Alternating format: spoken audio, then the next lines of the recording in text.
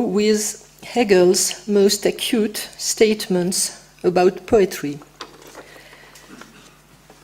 And second question, how the idea that the poetic capacity crosses, develops, enhances everyone's capacity, insofar as it is a capacity for generality via sensitive reasoning, echoes the importance for Philip Beck of public reading as our reading tonight.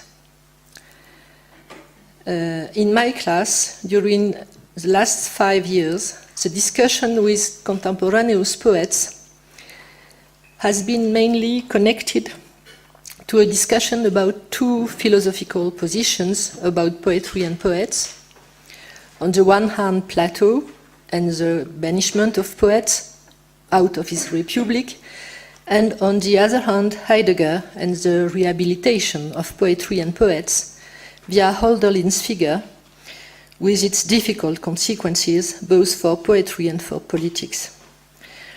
But this year I would like to go back rather to Hegel's vision of poetry, because it is probably the most opened philosophical vision of what poetry consists in, if we accept to examine it in itself, separating it for a part from the whole Hegelian vision of the history of spirit. I would like to quote two small extracts of the aesthetics.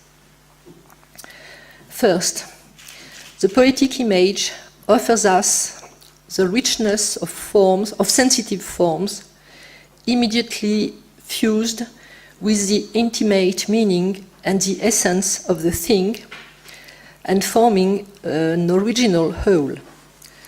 The first effect is to stop the poetic thinking on the external form and to lead us to go to the external form as expressing the thing itself in its alive reality, to draw attention to the thing in itself and to give it importance.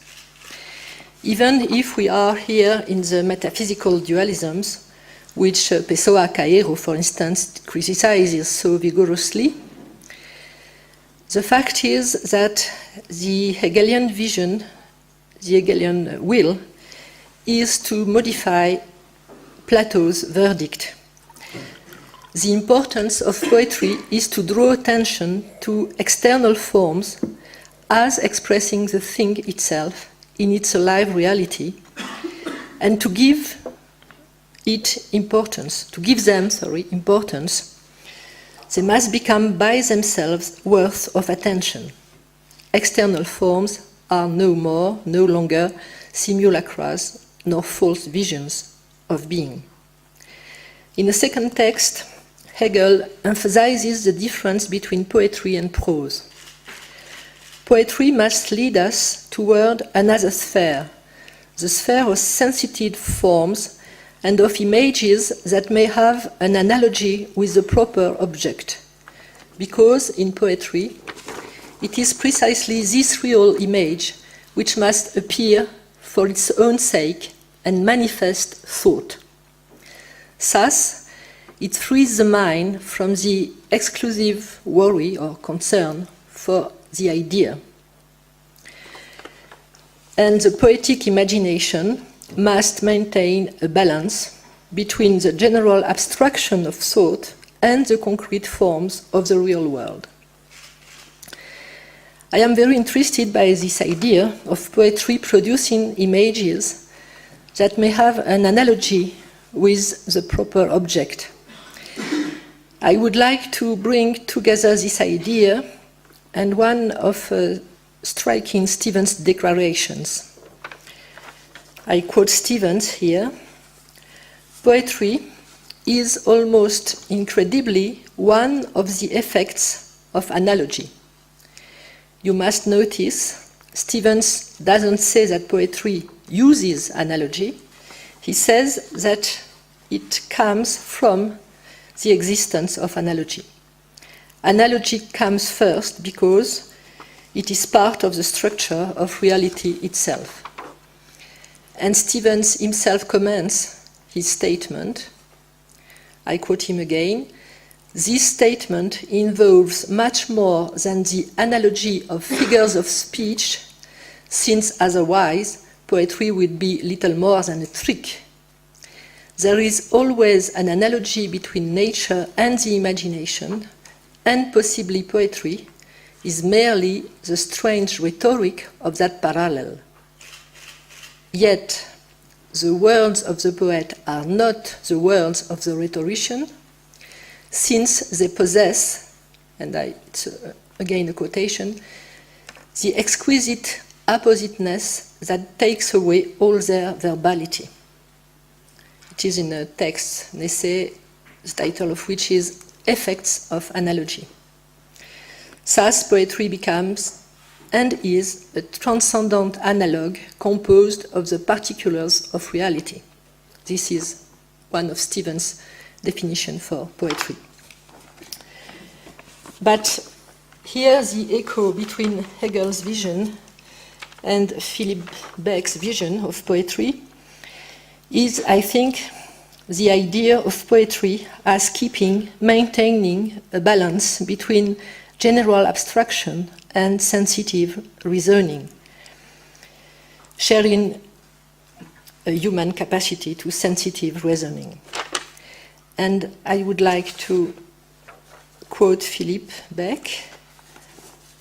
Poetry bets upon the sensuality of the concept among intelligence.